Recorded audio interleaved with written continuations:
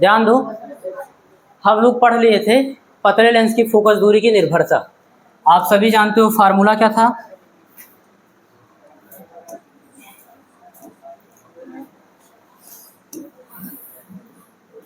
हाँ, 1/f is equal to n-1 into 1/r1 -1/। तो इसमें आप देखे थे निर्भरता आपको दो, एक अपवर्तनांक पर और दूसरी वक्रता त्रिज्या। सारी निर्भरता देख लेते। अब हम लोग देखने वाले हैं पतले लेंस के द्वारा प्रतिबिंब बनने के नियम। तो आप लोग हेडिंग बनाओ,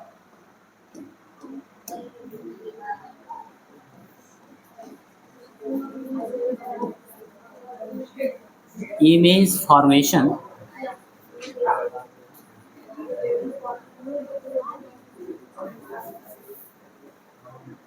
of a thin lenses.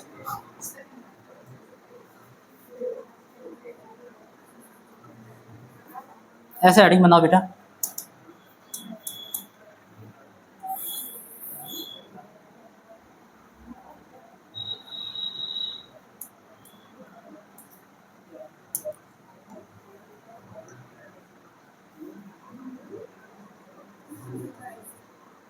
By thin lens,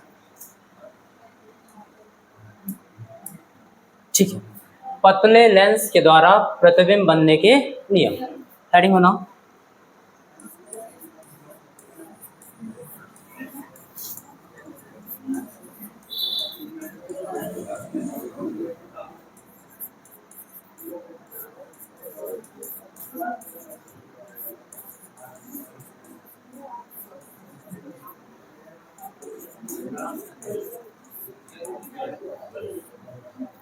ऐसे आप हेडिंग कर लो बेटा, और उसमें आप बताओगे फर्स्ट लॉ। बना लिए? चलो समझना, हम लोग दर्पण पढ़े थे, गोलीय दर्पण। गोलीय दर्पण के द्वारा प्रतिबिंब बनने के नियम लिखे थे। 3 नियम आपको बताया गया था, जिसमें से कोई 2 लगाना था और प्रतिबिंब आपको प्राप्त हो जाती थी। ठीक उसी तरीके से यहाँ भी आपको पढ़ना है। तो पहले नियम में आप समझना, पहले समझते चलो फिर अभी बोल देंगे। क्लियर? मान लीजिए कोई लेंस है बेटा, ये उत्तल लेंस है और एक आप मान लेंगे अवतल लेंस।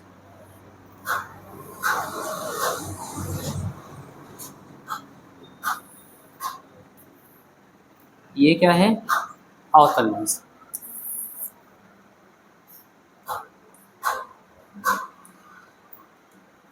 ठीक है, मुख्य अक्ष की बात कर लेते हैं। तो मुख्य अक्ष आप सभी को पता है, बोलो मुख्य अक्ष क्या होता है लेंस का? बिल्कुल सही, दोनों वक्रता केंद्रों को मिलाने वाली रेखा।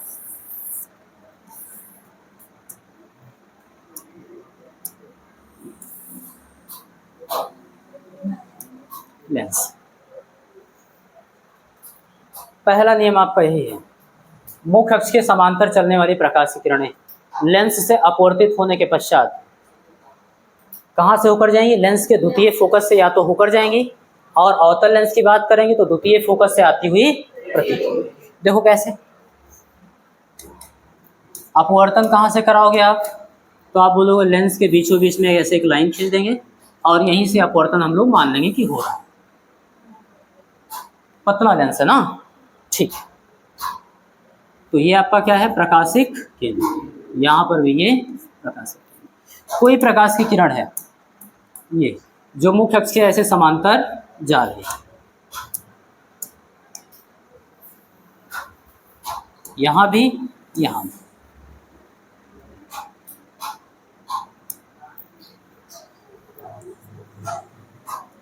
तो उत्तल लेंस में मुख्य अक्ष के समांतर चलने वाली प्रकाश की किरणें अपवर्तित होने के पश्चात कहाँ से होकर जाती है? लेंस के द्वितीय फोकस से होकर जाती हैं। इसका नेचर क्या है? तो आप बताओगे कन्वर्जिंग। ये प्रकाश की किरणों को मुख्य अक्ष की ओर मोड़ देगा, और जब मोड़ेगा तो जाहिर सी बात है यहाँ कहीं पर आकर ऐसे काट।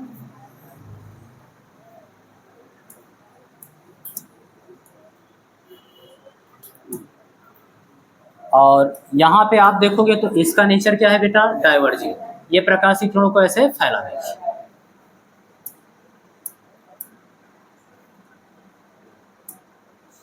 ध्यान से समझना। तो ये मुख्य अक्ष को इस बिंदु पर काट रही है और ये बिंदु है क्या, तो आप बताओगे लेंस का द्वितीय F2। और ये किस बिंदु से आती, अगर उधर से कोई ऑब्जर्वर है देख रहा है तो किस बिंदु से आती हुई प्रतीत होगी, यहाँ कहीं इस बिंदु से, तो वो आप दिखा दीजिए। ये जो प्रकाश की किरण है बेटा वो कहीं इस बिंदु से ऐसे आती हुई प्रतीत। और ये बिंदु है क्या, तो बताओगे अवतल लेंस का द्वितीय। तो पहला नियम बेटा आपका यही हो गया कि मुख्य अक्ष के समांतर चलने वाली प्रकाश की किरणें लेंस से अपवर्तित होकर, ध्यान देना बेटा इधर, लेंस से अपवर्तित होकर लेंस के द्वितीय फोकस से जाती हैं या फिर द्वितीय फोकस से आती हुई प्रतीत होगी। उत्तल लेंस में द्वितीय फोकस से होकर ऐसे जाएगी, अवतल लेंस में द्वितीय फोकस से आती हुई। पहला नियम आपको समझ में आया, क्लियर है? अच्छा, दूसरा नियम देखना बेटा।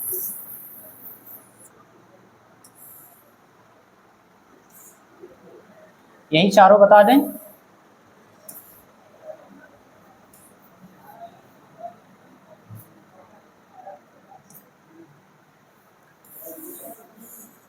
चलो यहां पर समझना बेटा, ये आपका सेकंड लॉ होगा। सेकंड लॉ क्या होगा,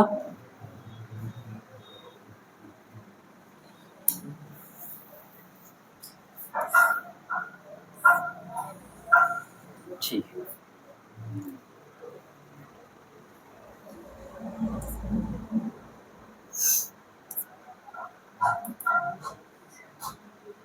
उत्तल लेंस का प्रथम फोकस कहाँ होगा बेटा, इधर, यही तो होता है। द्वितीय फोकस ये है ना, तो प्रथम फोकस इधर की ओर होगा। ये उत्तल लेंस का प्रथम फोकस है, तो ध्यान रखना।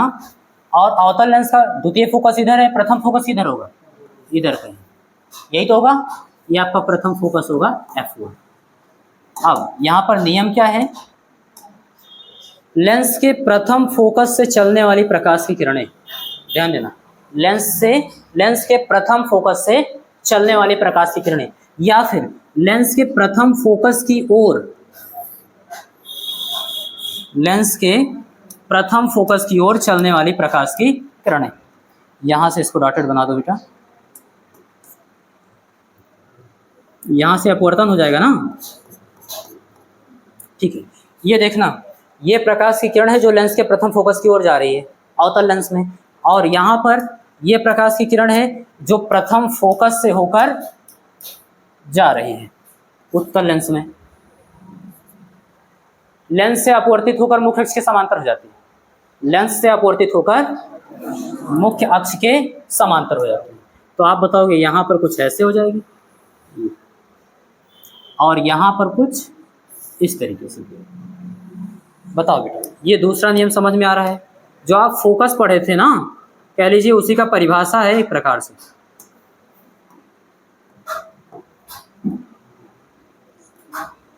ये दूसरा नियम समझ में आया, कोई डाउट? तीसरा देखिए बेटा,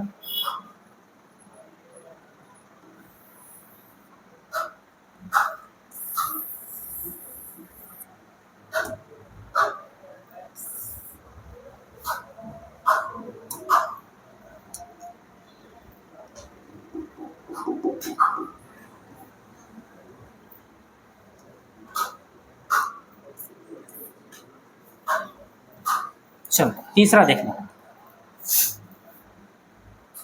ये है क्या, प्रकाशिक केंद्र, और यहाँ पर बेटा ये प्रकाशिक केंद्र। तो लेंस के प्रकाशिक केंद्र से होकर जाने वाली प्रकाशिक किरणें बिना विचलित हुए सीधे निकल जाती है, अपवर्तित होने के पश्चात भी बिना विचलित हुए सीधे उस पार निकल जाती है। ये तीसरा नियम होगा बेटा आपका, ऐसे। और ऐसा क्यों हो रहा है आप जानते हो, पतला लेंस है, पतले लेंस की मोटाई बहुत कम होती है तो पार्श्विक विस्थापन ना के बराबर होता है, इसलिए ऐसा आप लिख रहे हो।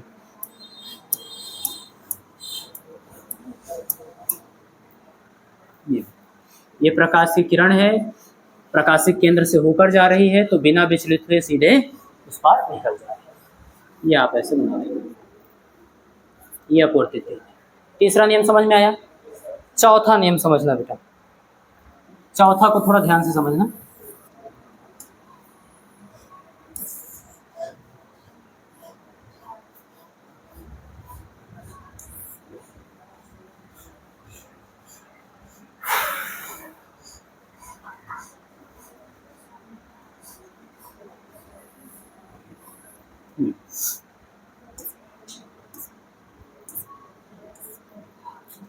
कोई प्रकाश की किरण है बेटा, कोई दो प्रकाश की किरणें हैं जो परस्पर समांतर चल रही हैं। आप ऐसा मानिए दो प्रकाश की किरणें हैं जो परस्पर समांतर चल रही, लेकिन परस्पर का मतलब वो एक दूसरे के समांतर, मुख्य अक्ष के समांतर नहीं।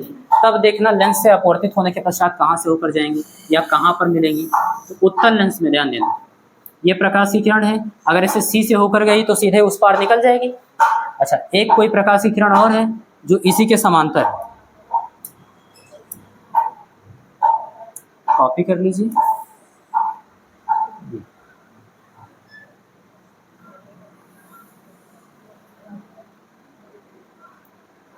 ये प्रकाश की किरण है। अब आप सभी जानते हो उत्तल लेंस का नेचर कैसा होता है, कन्वर्जिंग। वो प्रकाश की किरणों को मुख्य अक्ष की ओर मोड़ने का प्रयास करेगा। भैया पहले वाले में इसलिए नहीं मुड़ा क्योंकि ये कहाँ से ऊपर जा रही थी, सी से, ऐसे निकल गई वक्रता, क्या बोलते हैं इसको, प्रकाशिक केंद्र से। और ये प्रकाश की किरण जो है इसके समांतर जा रही है दूसरी वाली रेखा की, लेकिन ये प्रकाशिक केंद्र से थोड़ा जा रही है, तो इसका क्या होगा, अपवर्तन होगा, प्रकाश की किरण मुड़ेगी। देखना, तो आप बताओगे इसका नेचर है मुख्य अक्ष की ओर मोड़ देना, ऐसे कहीं मोड़ देगी यहाँ पर,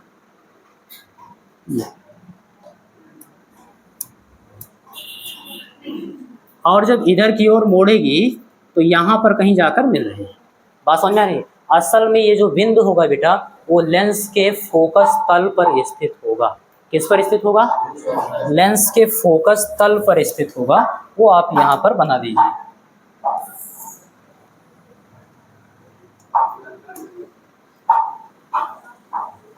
मैं आपको समझा रहा हूँ, लेंस का फोकस तल आप लिखे नहीं थे लेकिन पढ़े जरूर थे। ये लेंस का क्या होगा, फोकस, और ये द्वितीय फोकस है, क्लियर है। और ये क्या है तो आप बताओगे फोकस तल, फोकस, ये तो हो गया उत्तल लेंस में। अभी कैसे आपको लिखना है वो भी समझा रहे हैं, क्लियर है। अगर हम बात करें अवतल लेंस की तो ठीक है, ऐसे परस्पर समांतर चलने वाली प्रकाश की किरणें परंतु मुख्य अक्ष के समांतर ना हो, मुख्य अक्ष के समांतर, परस्पर का मतलब एक दूसरे के समांतर चलने वाली प्रकाश की किरण हो। ले लीजिए यहीं से ऐसे इन दोनों को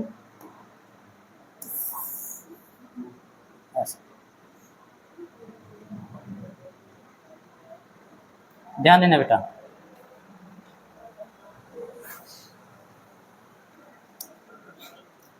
ये प्रकाश की किरण है जो प्रकाशिक केंद्र से होकर जा रही, सीधे निकल जाएगी। दूसरी वाली प्रकाश की किरण है और ये प्रकाशिक केंद्र से नहीं होकर जाएगी, इसका क्या होगा, अपवर्तन होगा। और आप जानते हो अवतल लेंस का नेचर क्या है बेटा, प्रकाश की किरणों को बाहर की ओर मोड़ देगा। तो ये प्रकाश की किरणों को ऐसे बाहर की ओर मोड़ देगा, ऐसे सीधे जाना चाहिए था इसको, लेकिन ये थोड़ा सा ऐसे इधर की ओर मोड़।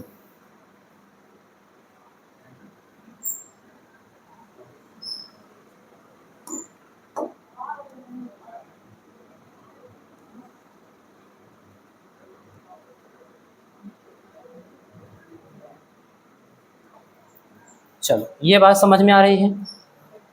ये प्रकाश की किरण ऐसे सीधे चली गई और इसका क्या हुआ, यहाँ पर अपवर्तन हुआ। अब इस प्रकाश की किरण आप देख रहे हो ये दोनों आगे कहीं नहीं मिलेंगी, कहीं नहीं मिलेगी, क्योंकि ये ऊपर की ओर ऐसे जैसे जैसे आगे बढ़ाते जाओगे फैलती चली जाएगी। तो इसको आप पीछे बढ़ाइए, क्या करिए, पीछे बढ़ाइए, इसको भी अपवर्तित किरण को और इस अपवर्तित किरण को भी पीछे बढ़ाइए। तो इसको बढ़ाओगे तो इसी पर मिलेगी, और इसको पीछे बढ़ाकर देखिए कहाँ पर एक दूसरे से मिल रही है।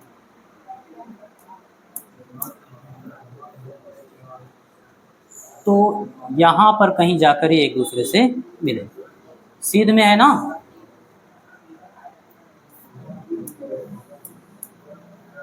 ओके, यहाँ पर मिल रही है एक दूसरे से। बात समझ में आ रही? असल में जो बिंदु है बेटा ये लेंस के फोकस तल पर ही स्थित होगा। आप बोल देंगे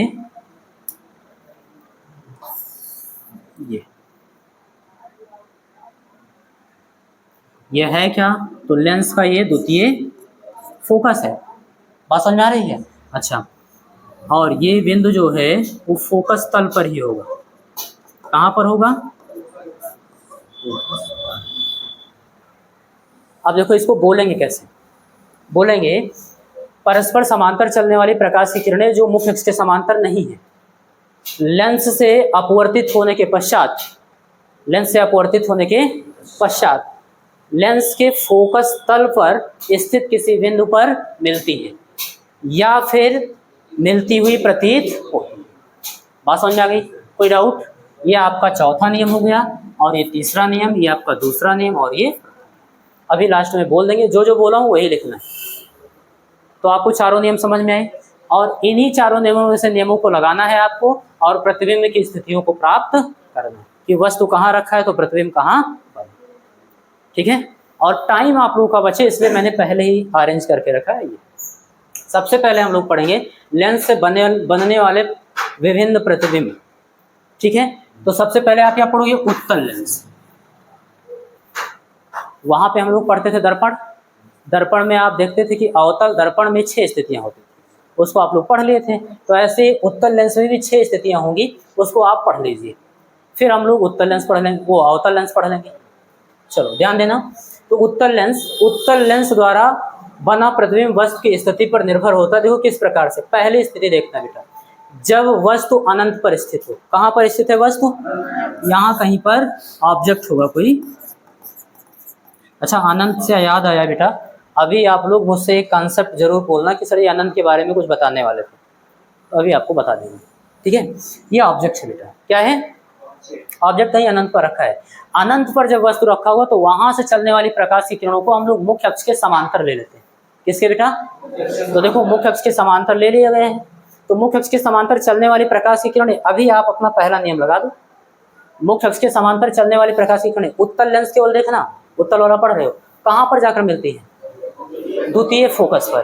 तो यहाँ पर आप देखिए द्वितीय फोकस पर आकर मिली है। मैंने कहा था द्वितीय फोकस को F से लिखते हैं या फिर F2 से लिखते हैं, तो यहाँ पर F से लिखा है। कोई बेटा 2 गुना फोकस दूरी का 2 गुना। क्लियर है ना? अब देखो यहाँ पर C क्यों नहीं लिखा गया? वहाँ पर देखो फोकस दूरी की 2 गुना वक्रता त्रिज्या होती थी और यहाँ F, तो यहाँ पर हम लोग C लिख देते थे। क्या लिख देते थे?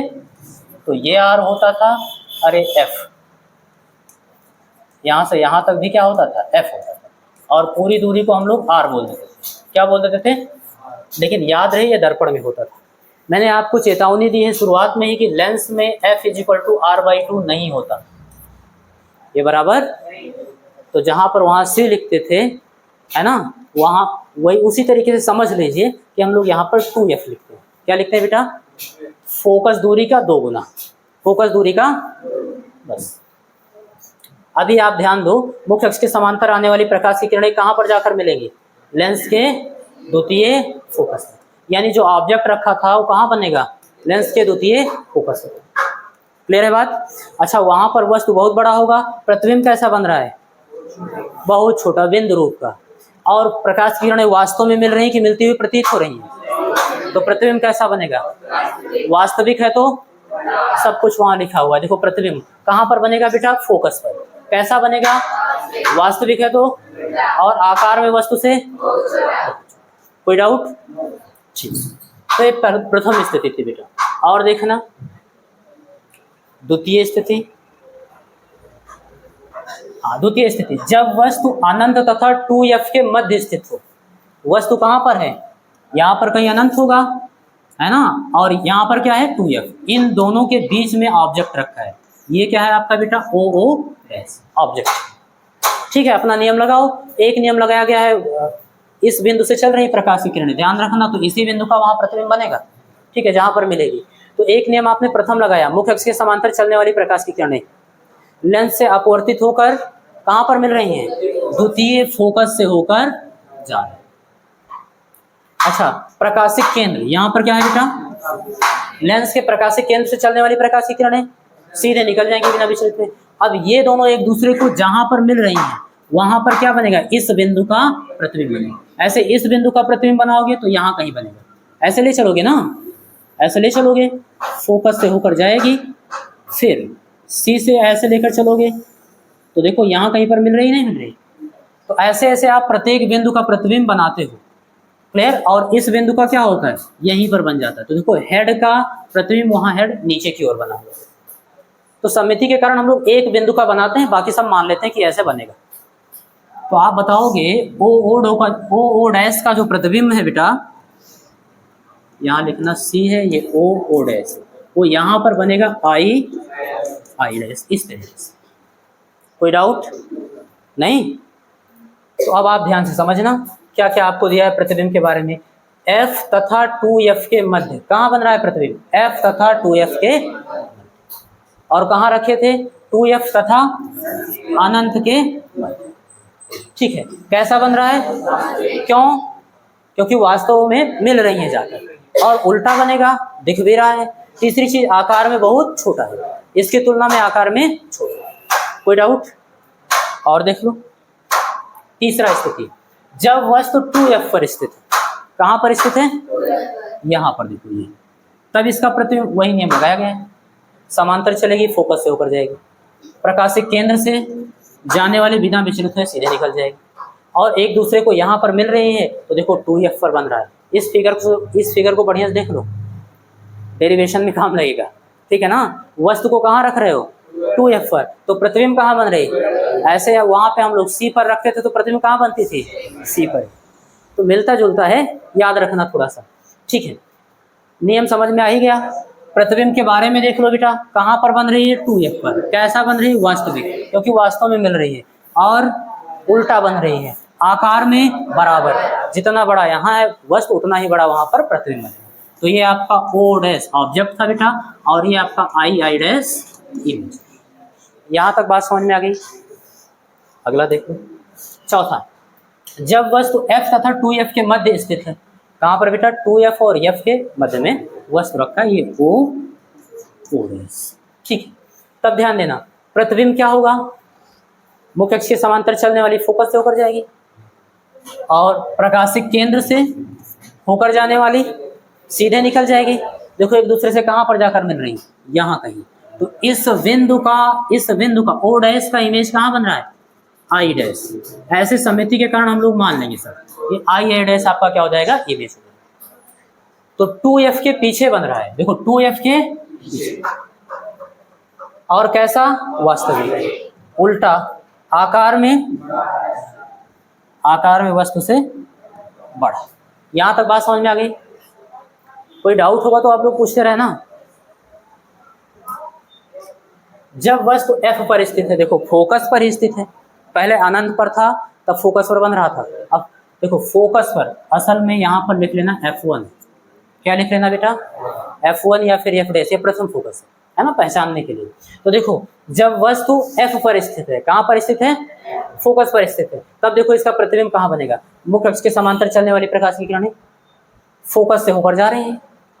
अच्छा, प्रकाशिक केंद्र से चलने वाली प्रकाश की किरणें बिना विचलित हुए सीधे निकल जा रही हैं, और देखो दोनों प्रकाश की किरणें समांतर हैं।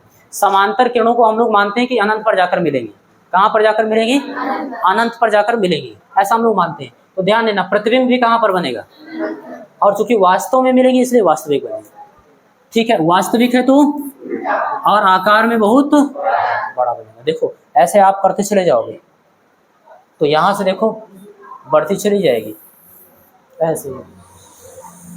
तो ये वाली समझ में आ गई बेटा। छठवां स्थिति देखना और लास्ट, जब वस्तु F तथा प्रकाशिक केंद्र के मध्य स्थित हो, कहाँ पर बेटा, ये F और ये क्या है, प्रकाशिक केंद्र, इन दोनों के मध्य में ये ऑब्जेक्ट आपका O डैश रखा हुआ। तो क्या होगा, नियम लगाओ अपना जो अभी पढ़े हो, मुख्य अक्ष के समांतर चलने वाली प्रकाशीय किरणें फोकस से होकर जाएंगी, ठीक है, और प्रकाशिक केंद्र से होकर जाने वाली प्रकाशीय किरण सीधे निकल जाएंगी। अब आप देख पा रहे हो जैसे जैसे आगे बढ़ रही फैलती हुई जा रही, तो इधर तो कहीं मिलने का चांस ही नहीं, जाहिर सी बात है इन किरणों को पीछे बढ़ाएंगे तो मिलेंगी। तो दोनों अपवर्तित किरणों को पीछे बढ़ाना है। अपवर्तित किरण का मतलब ये, यहाँ से यहाँ तक किरण, इस किरण को आप क्या करिए, पीछे बढ़ाइए। और ये यहाँ से यहाँ तक इस किरण को भी क्या करिए, पीछे बढ़ाइए।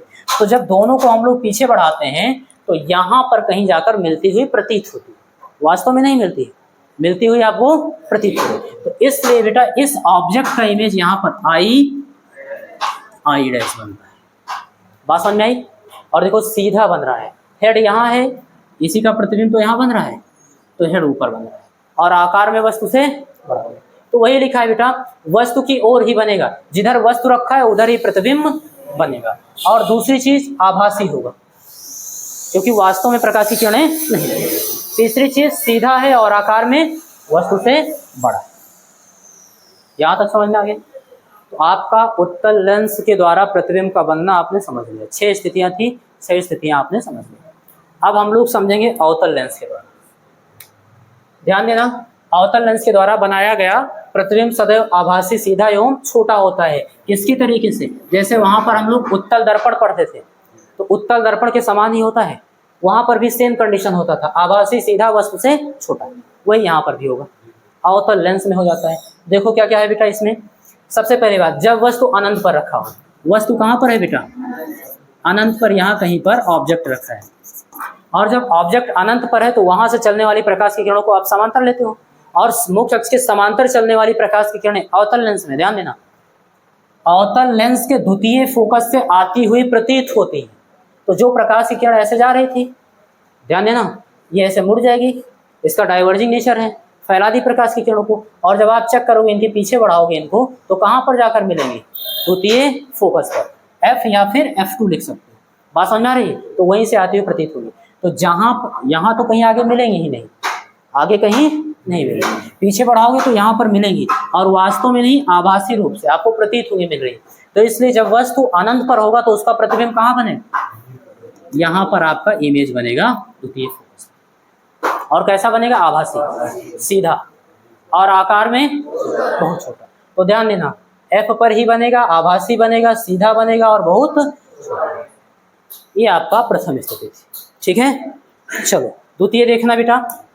या जब वस्तु मुख्य अक्ष पर कहीं भी स्थित हो, यानी कि अनंत के अतिरिक्त, यहाँ पर अनंत था बेटा, बात समझ में आ रही है, उसके अतिरिक्त मुख्य अक्ष पर कहीं भी स्थित हो, कहीं भी आप वस्तु को रख लो, तो यही चीज मिलने वाला है। ध्यान देना, मान लो ऑब्जेक्ट आपका कहाँ पर है बेटा? यहाँ पर, ओ ये क्या हो गया आपका? ऑब्जेक्ट। अब प्रकाश की किरण को ले चलिए, तो एक प्रकाश की किरण ऐसे सीधी चल रही है, मुख्य अक्ष के समांतर, समांतर जा रही है, तो ऐसे इसका नेचर क्या है? डाइवर्जिंग, प्रकाश की किरणों को फैलाएगी मुख्य अक्ष से दूर की ओर। और जब इधर से प्रेक्षक देखेगा तो उसको कहाँ से आते हुए प्रतीत होगी? फोकस। यानी इसको पीछे बढ़ाओगे तो कहाँ पर जाकर मिलेगी? फोकस। क्लियर है? ये नियम लगा दिए। और आप लगाइए, प्रकाशिक केंद्र से होकर जाने वाली प्रकाश की किरण सीधे निकल जाएगी। आप जानते हो ये दोनों एक दूसरे को कहीं नहीं काटेंगे, इसलिए इसको भी और इसको भी पीछे बढ़ाओ, यहाँ पर मिलती हुई प्रतीत हुई। तो इस बिंदु का ओ डैश बिंदु जहाँ है, इसका इमेज यहाँ पर बनेगा आई डैश। ऐसे प्रत्येक बिंदु का हम लोग मान लेंगे, तो ये आपका आई आई डैश है। और आप देखना, प्रकाश के केंद्र तथा फोकस के मध्य, हमेशा बेटा प्रकाशिक केंद्र और फोकस के मध्य में बनेगा, कहीं भी रख लो बस। क्लियर है? और दूसरी चीज आभासी होगा, क्योंकि वास्तव में प्रकाश की किरण नहीं मिल रही, सीधा होगा और आकार में वस्तु से, ये पूरी स्थिति है। क्लियर? चलो बेटा मैं दोबारा समझाता हूँ, ध्यान देना, इसको समझ में नहीं आया। यहाँ पर ऑब्जेक्ट रखा है ओ डैश, यहाँ पर लिखा है वस्तु मुख्य अक्ष पर कहीं भी स्थित हो। जो आपका मुख्य अक्ष है, अनंत को छोड़कर मुख्य अक्ष पर कहीं भी रख दो, तो प्रतिबिंब कहाँ बनेगा उसको देखना। आप सपोज करना यहाँ पर रख दिए ओ बिंदु पर, तो ओ डैश क्या है? आपका ऑब्जेक्ट है। नियम आपको अवतल लेंस का यही वाला लगाना है, ये इन्हीं में से कुछ लगाना है। मैंने एक नियम ये लगाया है बेटा, मुख्य अक्ष के समांतर चलने वाली प्रकाश की किरणें हैं, तो अपवर्तन के पश्चात लेंस के द्वितीय फोकस से आती हुई प्रतीत हो। क्लियर है? एक नियम हो गया। और दूसरा मैंने ये लगाया है कि प्रकाशिक केंद्र से जाने वाली प्रकाश की किरण सीधे ऐसे निकल जाएंगे। तो अब आप ध्यान देना, देखो मुख्य अक्ष के समांतर चलने वाली प्रकाश की किरणें अपवर्तन के पश्चात मुख्य फोकस से आती हुई प्रतीत। क्लियर है? और प्रकाशिक केंद्र से जाने वाली प्रकाश की किरणें सीधे निकल जाएंगी। अब आप देख पा रहे हो ये दोनों इधर तो कहीं मिलेंगी नहीं, इसलिए इसको भी पीछे बढ़ाओ और अपवर्तित प्रकाशित किरण इसको भी पीछे बढ़ाओ। पीछे बढ़ाओ तो यहाँ मिलती हुई प्रतीत हो रही है, मिलती हुई प्रतीत हो रही है ना। जाहिर सी बात है इस पॉइंट का ऑब्जेक्ट, इस पॉइंट का इमेज यहाँ पर बनेगा। बात समझ में आ रही? और आभासी होगा क्योंकि प्रकाश की किरण वास्तव में नहीं मिले, वास्तव में तो ऐसे चले जा रही है, ऐसे चली जा रही है। क्लियर है? तो यहाँ पर इसका आभासी प्रतिबिंब बन गया और सममिति के कारण हमने पूरा मान लिया आई रेडियस क्या होगा, उसका ऑब्जेक्ट का प्रतिबिंब। क्लियर है? हाँ, अब क्या, पानी पहुंचा दो उसको। कुछ बताने वाले थे अभी, इनफाइनाइट बताने वाले थे, ध्यान देना बेटा। अभी 1-2 दिन पहले हम आपको पढ़ा रहे थे प्रकाशिक केंद्र, ऑप्टिकल सेंटर पढ़ा रहे थे ना। तो ऑप्टिकल सेंटर पढ़ा रहे थे तो वहाँ पे समतल उत्तल और समतल अवतल लेंस आया था। तो वहाँ पे पहले पृष्ठ का आप वो वक्रता त्रिज्या जो थी उसको इनफाइनाइट लिया गया था और दूसरे का R2 लिया गया था। इसी को समझा रहे थे, उसी में हम आपको 2 चीज़ समझा दिए थे बेटा। 1/0 बराबर क्या बोल दिए थे, इनफाइनाइट। हालांकि वहाँ पे मैंने एक शब्द बोला है नॉट डिफाइन, है ना। फिर मैंने कहा था इसलिए अनंत लिख सकते हैं, समझना बात। और दूसरा मैंने कहा था कि अगर 0/1 है तो उसको क्या लिखोगे, 0। क्या लिखोगे बेटा, ऐसा मैंने आपको समझाया। अच्छा, ये चीज़ हम समझा तो दिए, लेकिन अभी वीडियो अपलोड हुआ है तो हमारा एक पुराना स्टूडेंट है, उसने कमेंट किया, सर आप हम लोग को सही सही पढ़ाते हैं, लोगों को गलत गलत क्या पढ़ा रहे हैं। बात समझ में आ रही है? असल में बेटा गलत नहीं है, आप समझिए इस बात को कि यहाँ पे ज़्यादा से ज़्यादा बायोलॉजी के स्टूडेंट बैठे हैं और जब हम फिजिक्स के कोई टॉपिक पढ़ा रहे होते हैं तो हम ध्यान देते हैं उस टॉपिक पर, ज़्यादा ध्यान रहता है हमारा कि उस टॉपिक को बच्चे को समझा दें, मैथ वालों को भी समझ में आ जाए, बायोलॉजी वालों को। इसलिए मैथ की कुछ त्रुटियाँ भी उसमें आ जाती हैं, मैथमेटिक्स के दृष्टि से बहुत सारी त्रुटियाँ होती हैं। कई बार देखो जब आप लोग असमिका वगैरह पढ़ते हो, हम जबरदस्ती बता देते हैं इधर भाग में उधर चले जाएगा, गुड़ा में हो जाएगा, बायोलॉजी वाले समझ में ऐसे ही है ना। लेकिन आप ध्यान से समझिएगा, अगर मान लो, ध्यान से समझना, कहीं पे लिखा है -3/-2, ऐसे लिखा है, ऐसे लिखा है, आपने कह दिया -3/-2 बराबर यहाँ पर क्या है बेटा, कुछ मान लो ऐसे 1 है, मान लो क्या है 1, ऐसे मान लो। तो सही रिलेशन है कि नहीं है, ध्यान से समझो, रिलेशन सही है कि नहीं है। -3/2 है, 2 से 3 को भाग करोगे, चलो करवा देते हैं।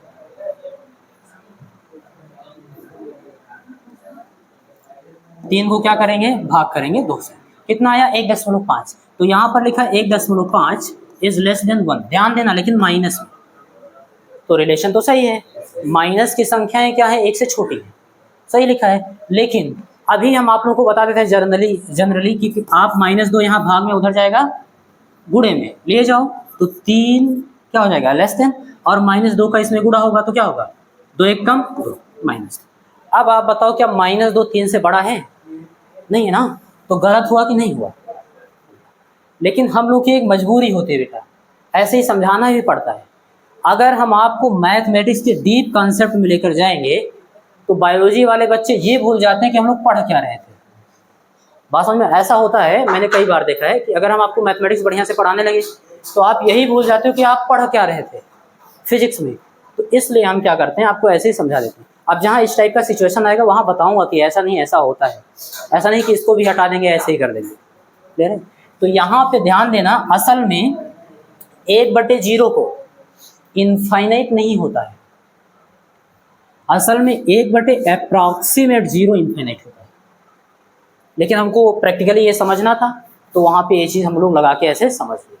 आप लोग देखे होंगे बहुत सारे बुक वाले हैं, या जब भी आप ट्रिग्नोमेट्री पढ़ते हो, चाहे आप नगीन देखना, चाहे आप अरिहंत देखना, जहाँ भी देखना, ट्रिग्नोमेट्री का टेबल जहाँ बना होगा, है ना, tan 90 डिग्री की वैल्यू,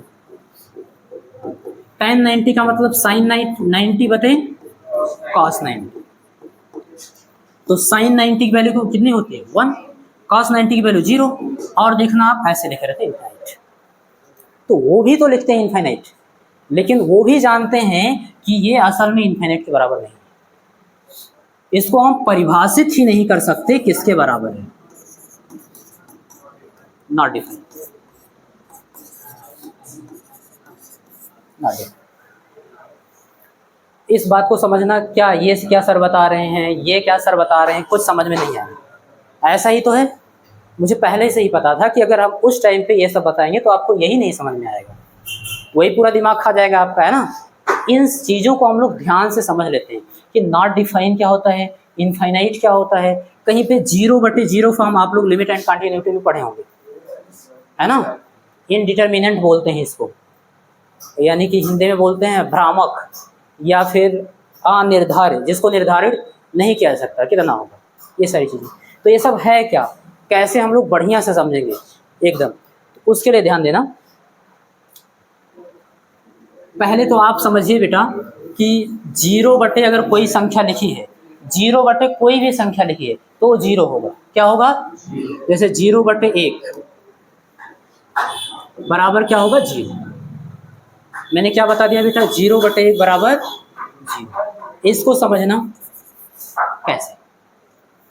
0/1 लिख दिए, यहाँ पे आप कुछ मान लो कोई संख्या होगी, जैसे अभी मान ली कि x है। क्या है बेटा? तो 0 को रोकना, एक भाग में उधर जाएगा, तो x गुणे 1। आपसे पूछा जा रहा है बेटा कि आप x का वो मान बताओ जिससे हम लोग 1 में गुणा कराएं और कितना आ जाए? 0। तो बताओ x का मान कितना होगा? जाहिर सी बात है आप बताओगे 0। x का मान यहाँ आप 0 रखोगे तभी 0 से 1 में गुणा कराओगे और क्या आएगा? 0। बात क्लियर है? ठीक है। तो इसीलिए देखो 0/1 को आपने x माना है और x का मान आप खुद ही बता रहे हो कितना होना चाहिए? 0, तभी ये रिलेशन सही है। तो इसीलिए 0/1 की जगह बराबर क्या लिख सकते हो? या 0/2 लिखा है तो बराबर क्या लिख सकते हो? 0/3 लिखा है तो बराबर क्या लिख सकते हो? ये बात तो समझ में आ गई। अब आप समझना बेटा, नॉट डिफाइन समझना क्या होता है। यहाँ पे अगर 1/0 लिख दिया गया, 1/0, तो आप बोल दोगे नॉट डिफाइन। ये हम नहीं बता सकते कितना होगा, ये परिभाषित ही नहीं। जो भाग का नियम है बेटा उसके अकॉर्डिंग ये परिभाषित ही नहीं है कि कितना होगा। देखो कैसे, और इसका मतलब ये नहीं कि आप अनंत लिख दोगे, है ना, वो भी समझा रहा हूँ कहाँ लिखा जा रहा है, कैसे लिखा जा रहा है, समझना बात। 1/0 आप लिख दिए, बराबर आप कुछ मान लो थोड़ी देर के लिए मान लो कि कुछ ना कुछ परिभाषित है। क्या है? x। 1 को रोकना, 0 क्या है? भाग में उधर जाएगा, x गुणे 0। अब बताना बेटा, 0 से आप किसी भी संख्या में गुणा कराओगे, 0 से आप किसी भी संख्या में गुणा कराओगे तो कितना होगा? तो क्या 0 1 के बराबर है? नहीं, कभी नहीं। इसका मतलब x का मान कोई भी ऐसा संख्या नहीं है जिससे हम क्या करें? 0 में गुणा कराएं और वो 1 हो जाए। तो आप बताओगे सर x क्या है? यहाँ पर अपरिभाषित है। क्या है बेटा?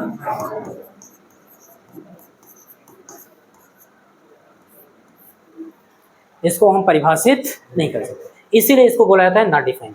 तो x की जगह क्या लिखोगे? Not define. 1/0 बराबर x लिखे थे, 1/0 बराबर क्या हो गया? Not define. क्लियर? अच्छा, हम इनफाइनाइट क्यों लिख दिए थे? वहां पर समझाने के लिए। तो ध्यान देना, उसको भी ध्यान से समझना। असल में एक एग्जाम्पल लीजिए उसको समझने के लिए। 1/, आप ले लीजिए बेटा कोई भी संख्या ले लो अभी के लिए, यहाँ पे देखो तभी समझ में आएगा। 2 ले लीजिए, कितना आएगा? 2 से 1 को भाग करो, 0.5, कितना आएगा बेटा? 5। ठीक है, मैं यहाँ कैलकुलेटर ले लूँ, अभी बहुत सारे भाग करने पड़ेंगे, आप देखते रहना तो आपको बढ़िया समझ में आएगा। अच्छा, क्या किए आप बेटा? 1 को 2 से भाग कर दें, कितना आया? 0.5, ये तो लिखा हुआ है। अच्छा, दूसरा एग्जाम्पल लेना, 1/, हर को क्या करो आप? घटाओ, धीरे धीरे हर को क्या करो? घटाओ। घटाने का मतलब जो 2 लिखा है उसको किधर की ओर ले चलो? 0। यानी यहाँ पे जो हर लिखा है डिनोमिनेटर टेंड्स टू 0, यानी 0 की ओर अग्रसर है, 0 की ओर धीरे धीरे ले चलो। और देखो क्या मिलता है, अभी बहुत लॉजिकल चीज आपको मिलेगा, ध्यान देना। यहाँ पर हम लिख रहे हैं 1, क्या लिख दिए बेटा? 1। तो 1 से 1 को भाग करोगे, ये वैल्यू बढ़ रही है, पहले आधा था अब 1 हो गया, थोड़ा और बढ़ाइए, 0 की ओर इसको और ले चलो हर को, तो 1/0.1 ले चलो, कितना आएगा बेटा? 10।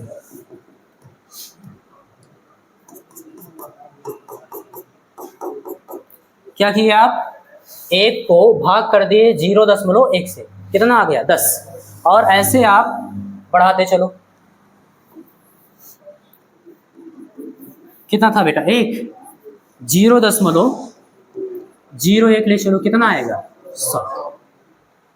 बात समझ में आ रही।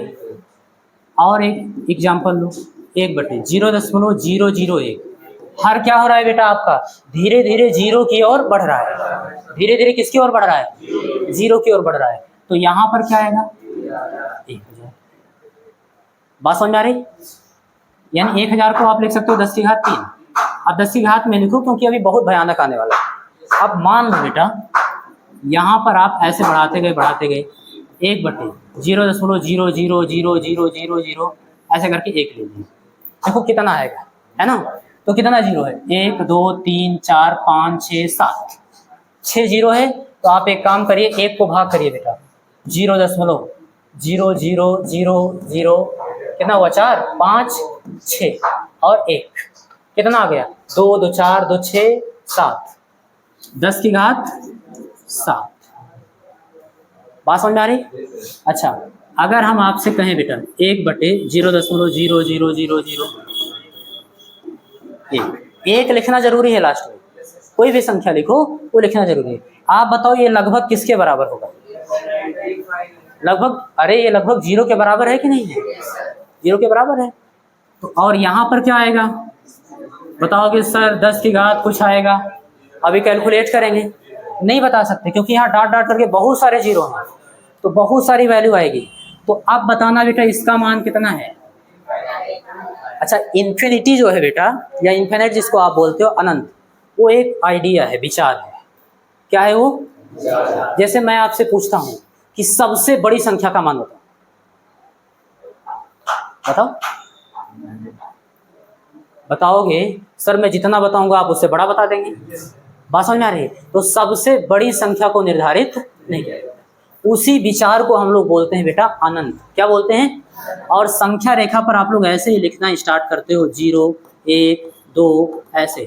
अब यहाँ पर सबसे अंत वाली संख्या है ही नहीं है, इसका इस संख्या को कोई अंत है नहीं है, तो उसी को हम लोग लिख देते हैं अनंत। क्या लिख देते हैं। तो जो जिसको आप अनंत मान रहे हो बेटा वही इसकी वैल्यू हो जाती है। क्या हो जाती है। तो अब आपको बात समझ में आई कि क्यों हम लोग 1/0 जनरली ऐसे ही अनंत लिख देते हैं। असल में अनंत नहीं होता, 1/0 तो क्या होता है बेटा, नॉट डिफाइन, अपरिभाषित होता है, उसको कोई परिभाषित ही नहीं कर सकता। कैलकुलेटर देखना बेटा, कैलकुलेटर एरर बता रहा है, अगर हर में आप 0 लिख रहे हो तो वो भी सॉल्व नहीं करेगा। क्या बताएगा, एरर। क्लियर। या फिर बताएगा नॉट अलाउड। हमको जो प्रोग्रामिंग किया गया है, जो हमको भाग का नियम बताया गया है, वो अलाउड ही नहीं करता कि 0 से किसी संख्या को आप भाग कर दीजिए। क्लियर है ना। क्यों नहीं अलाउड करता वो आपको यहाँ दिखा दिया गया है, क्योंकि अलाउड करेगा तो परमाणु बम दब जाएगा। अरे ऐसा हो ही नहीं सकता ना कि 0 1 के बराबर हो जाए। बात समझ में आ रही है। 0 1 के बराबर नहीं हो सकता, अगर हो गया तो फिर हम लोग पढ़ना छोड़ देंगे। क्या बेटा, कौन सा, वही चीज है, वो अप्रॉक्स करके बता रहा है। बात समझ में आई, ये चीज याद रखना। कोई डाउट नहीं ना। तो मैंने कहा सही चीज आपको बता दूं, ये हो गया आपका अपरिभाषित। और यहाँ पर आप ध्यान देना, इसी को आप कैसे लिख सकते हो, इसी को आप ऐसे लिख सकते हो सर 1/अप्रॉक्सीमेट 0। अप्रॉक्सीमेट क्या है, ये देखो 0 है नहीं, बस 0 होने ही वाला है। बात समझ में आ रही है। ओके, तो इसको हम लोग क्या बोल देते हैं बेटा, अनंत, इन्फिनिटी।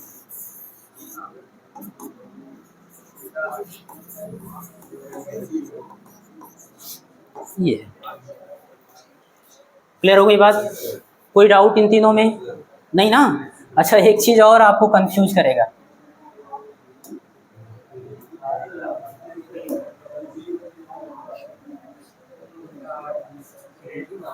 हाँ बेटा वहां पे हम लोग क्या प्राप्त किए थे, ये रख के, ये वाला रख के इनफाइनाइट रख दिए थे ना, 1/0 रख के लगभग। अब ये नहीं बताए थे कि लगभग 0 होगा, उसमें मुझे समझाना पड़ता। वहां पे आप CP2 प्राप्त किए थे, क्या 0, तो याद रखना वो लगभग 0 होगा और क्या, बस इतनी सी बात है। अच्छा एक कॉन्सेप्ट और समझना, आपको बताया था 0/0, और इसको बोलते हैं बेटा डिटरमिनेट,